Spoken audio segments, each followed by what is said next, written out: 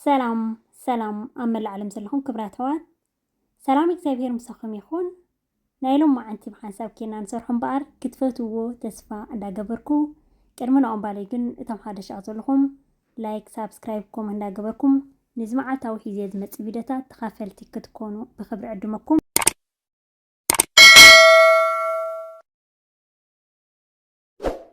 እቶም ምሳይ ዝጸናሕኩም ከዓ كم قدمكم متبعكم አይፈለኒ እዚ ቪዲዮ ብላይክ ጀምሮ ናይሎም ማዓንቲ በሓንሳብ ከይና ንሰርሖም ባር ኣብ ሓፂር ግዜ ብዙሕ ግዜ ኣይሕዘኩምኒ ክልተ ዓይነት ኣዝዩ ጽቡቕ ዝኾነ ናይ ጥዕና ናይ ጾም መግቢ ክንሰርሕ ኢና ማለት እዩ እምበኣር ንዓኣ ንምስራሕ ዘድልየና ሕጂ እንታይና ክንሰርሕ በዚኣ እዚያ ጉዕ እንዳበልኳ ክጸኒሐ እዛ ጻሕልና ክሳብ ርስን ትብለልና ማለት እዩ ክብራት ሕዋተይ ሽሮ ባህላዊ ሽሮ ብጣዕሚ ኣብ ጻሕሊ ከምዚ ክሽን ዝበለት ንቕጽ ዝበለት ኢና ክንገብራ ማለት እዩ ክብራት ሕዋተይ ምሸላ ሓደ ግዜ ከምዚ ቅጥን ዝበለ ሽሮ ደስ ዝብለካ ሓደ ግዜ ከዓ እንታይ ዝበሃል ማለት እዩ ንቕጽ ዝበለት ሽሮ ደስ ዝብለካ ሕጂ እንታይ ይገብር ኣለኹ እቲ ግዜ ምንታና ከይሕዘኩም ኢለ ዘይቲ ንቕጽ ክሳብ ዝብል እቲ ሽጉርትን ማይ ውድእ ምሰበለ زيت ገይረላ ኣለኹ ማለት እዩ ኣብ ጻሕሊ ገይርና ክንሰርሕ ከለና ሽሮ ወይ ከዓ ተንጻሕሊ ዘይብልክነ እውን ድሓን ባዲላ ሮጊድ ባዲላ ገይርና ክንሰርሕ ከለና ሽሮ ባዲላን ሽሮ ናይ ጻሕልን ብጣዕሚ እዩ ጽቡቕ ማለት እዩ ከም ትሪእዎ ዘለኹም ቂሕ ምስ በለልና ከዓ ኮሚደረ ከዓ ሓንቲ ኮሚደረ ተጠቒመ ኣለኹ እዚ ሽሮ ዝጥቀመሉ ኣነ ዘለኹ ብጣዕሚ ጽቡቕ ሽሮ ናይ ገዛ ሽሮ እዩ ቀማማተ የልየን ያው ኣኸላ ከማን ما يفلح بالك كمان شرو تبلكه بطعم صبوع مالتي مبار وكاي ميدارنا صبوع كيرو مستقلالو كم زتري وزلهم ابصح لكم نسرح خلينا مچم كم ناي تعرش ما يكونن كم ناي دستي يكونن مالتي اجي قدن قاص على شكر خامس شرخ بطعمي اتخدلنا قرب يا ريتاتي ካሜራ ቅርብ ይልለናኡ እንታይ ዝበሃል ኮይኑ ሎ ማለት እዩ እቲ ካሜራ ስለ ዝቀረበት ሓፋ ገለ ሓደ ግዜ ምጽብላኩም አለን ለማዓንቲ ድሓን ሶር ንሓተት ከዘም ህዋተይ ማዓረይ ከም ዝትሪእዎ ዘለኹም ጻዕዳ ሽጉርቲ ዘሎ ኮሚደረ ኩሉ ምስተቀላለው ሕጂ እንታይና ክንገብራ ሽሮ ተጋቪኖ ኢና ክንሰርሕ ማለት እዩ ክብራት ህዋተይ እንዳጠበስና መጀመሪያ በቲ ኮሚደረ በቲ ናቱ ታርሽ ነገርና ኢና ማይከይ ገበርና ጽቡቕ ጌርና ክሳብ ፕርስን ዝብል ክነብሎ ዘለና ሕሲ ክነብሎ ዘለና ከም ትሪእዎ ዘለኹም ጌርና ማለት እዩ ማይ ዝበሃል ከይገበርና ጽቡቕ ጌርና ገዕት ክነብልና ሽሮ ከምዚኣ ጌርና ተሰሪሕና ሽሮ ቆጣቢ ኮነን እዩ ይውዲ እዩ ግን ከዓ ሓደ ግዜ ሕልፍ እንዳበልና ከምዚኣ ክንሰርሕ ከለና ብጣዕሚ ጽብቕቲ እያ ማለት እዩ كم تريقوا زلهم حسي እንዳበልና ማይ ውዒ የፍልሓለሁ ከየ ዝሑል ማይ ክንጥቀም የብልና ነዚኣ ማይ ውዒ ጥብ እንዳበልና ከም ማንም ሽሮ ይኮነትን ያዚኣ ግዜ ሂብካ ኣትስራሕ ማለት እዩ ግዜ ዝተሓትት ኣብ ሓፂር ግዜ ትበልኩም ንዓኹም ዳለይ ሕፅርፅር ኣቢለ ቁርፅርፅ ኣቢለ ኣብ ሓፂር ግዜ ዘምጻልኩም ዘለኹም በር ኣነ ክትስራሕ ከላ እዚኣ ብሓፈሻሲ ግዜ ትወስድ ማለት እዩ كم تسري وزلهم فرر ريلو حبرو اندا غيره يخيد الله مالت لك خمسنا شكرتنا قبرنا اينا نقول وزلنا مايكا كنقبرنا ما يوعي بستقالم متن ما يوعي تقيرنا لك تمرات مالتي كم اندا قبرنا ما يوعي تبن دابلنا كم زي نابقد نزبلت تدلنا هنقبرنا خلنا اتا قبتا سرارح عقل شروع تقابينو هنسارح خلنا نقص زبلت كم زقج عينت يا مالتي تخون هم أجرنا كنبلعنا أزاز صحلي يسكن خندي جيرا لو نتكورات حواتي بطعمي بدحري أزمت هذا صحلي زي بلسيا بطعم نوي جيرا مالتي عري زلادي صحلي تخوين خا صبغي مالتي كم زتري وزلهم تايز بحال قبركم يبل الله مالتي ما يوعي እንዳገበርኩ كبرات واتي إذن بهلاوي حيزلكم كابزي متنوح نجير زلهم حصر زبالة كال عينة سرار حن حس كلكم يمتيه كم يحشوكم زناي بهلاوي نندا سرح خد خمس ويك خمس زناي زقني مالتي وحفشات صوب زخانة فيديو أدالي لكم على خو حيزلكم كمتيه مالتي كم زتري وزلهم يا أخلا زبالكوا ما يوعي عند جبركو لك خمسة قعدت من قعد كلنا كما أين عن قبرة مالتي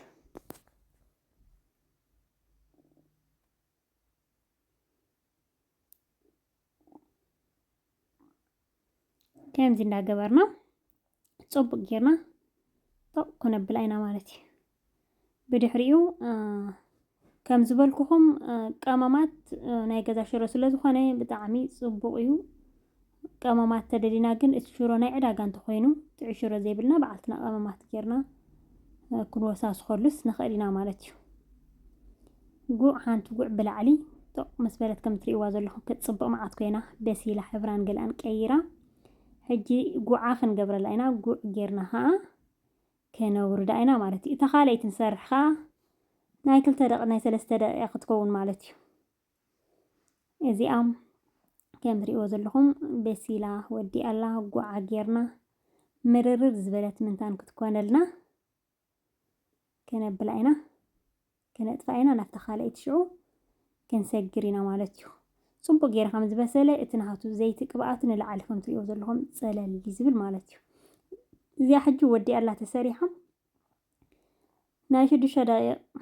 نحام شدا غير اريولكم مالتي نخسر حق النوح زبلتها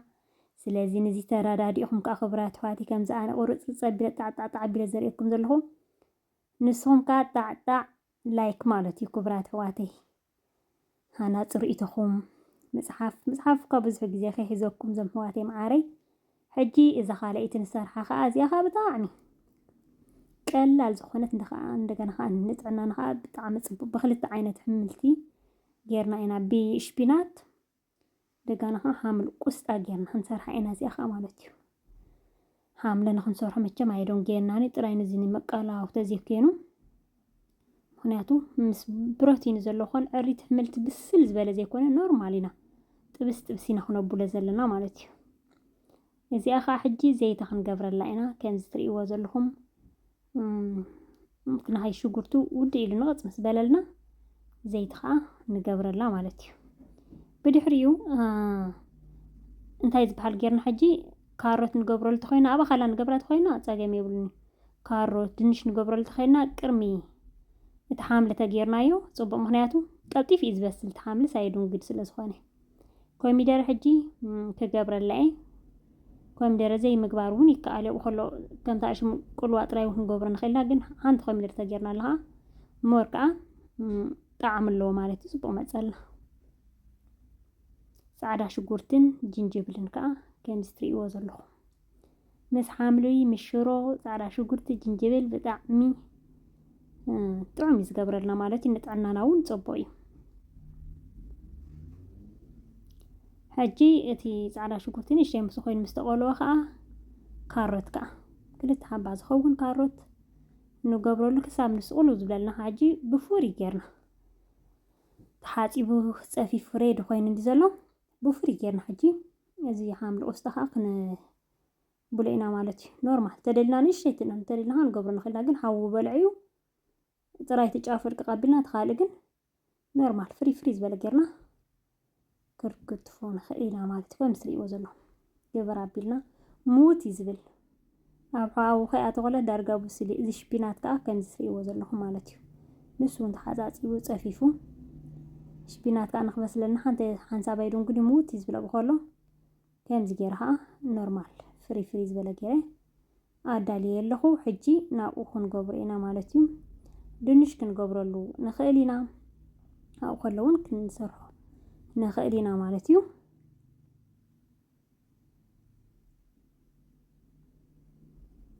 كم زي أجرنا كرتفا بيلنا هجي كل ريد خوين اللي خمس ري وزلهم نابوخا كن قبري نابتي كالينا يزز أنا حنا مالتيو تحيت يبليس أني حسابتي تارشم زغل لولنا እዚ ሓምሊ ክሳብ ዝኽርትፎ ማለት እዩ ሕጂ ምልእ ኢሉ ለ ዝሓምሊ ከም ትርእይዎ ዘለኹም ሙት ከዓ ክትብል እያ ማለት እዩ ከለኻ ኣይትድንግን እያ ናይ ሓምሊ ነገር መቸም ንፈልጦ ኢና ቁራዕ ሓምልን ዝተቐለወ ጥሕንንሲ ንሰብኣይ ትርእዮ ዝበሃል ምክንያቱ ጥሕኒ ሙት እዩ ዝብል ሓምሊ ከዓ ሓንቲ ኩላሲ ኣትኳል ምስ በሰለት ማለት እዩ ሕጂ ቀመማት እንታይ ገይረ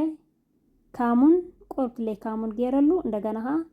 ናይ ሕምልቲ ከርእየክም እዚኣ ብጣዕሚ ፅብቕቲ እያ እዛ ቀመም እዚኣ ኩሉ ሕውስዋስ ስለ ዘለዋ ኣብ ዝኾነ ዓይነት ክንሰርሕ ከለና ጥራይ ቀይሕ ነገራት ክንሰርሕ ከለና እምበር ካልእ ክንእትዎ ንኽእል ኢና ማለት እዩ ከምዚኣ ጌርና ጉዓ ሕጂ ክንገብረላ ኢና ዕርዩ ምውት ዘይበለ በቃ ኖርማል ምስ ቪታሚን ከማን ከምዚ እቲ ናቱ ትሕዝቶ ናይ ሕምልቲ ብሃፋ ንኸይከድና ከማን ኩለን ተነስቤዘን ጌርና ዕፁብ ክነብላ ከለና ፅብቕቲ ማለት እዩ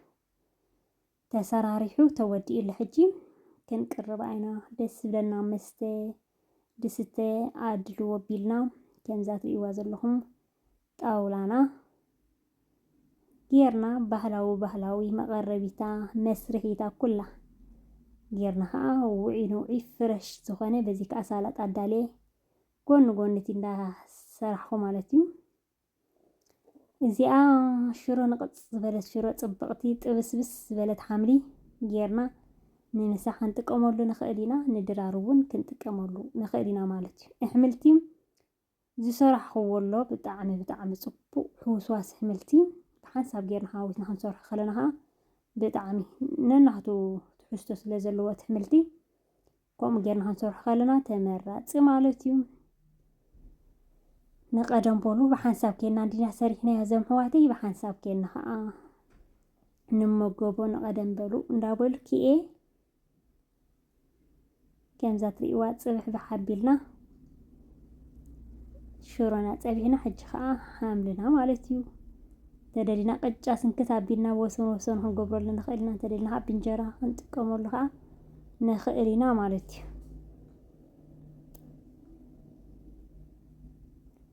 ሕጂ